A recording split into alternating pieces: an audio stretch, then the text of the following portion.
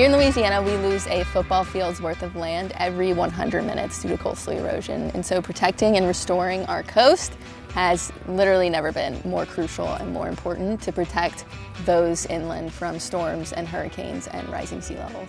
Let's do a P row on each side. And then a couple people to hop up with me to load. Yeah, all right. So we brought 100,000 pounds of sand, bagged in biodegradable burlap that we got from local coffee roasters around New Orleans. So it's a completely upcycled, recyclable material. The burlap will degrade over time within about 6 to 8 months.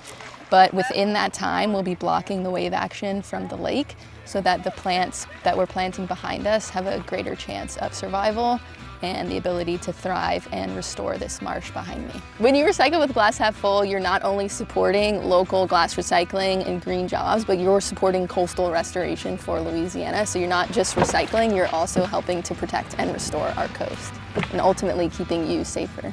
I think that's it. It's gonna be awesome. Thank y'all.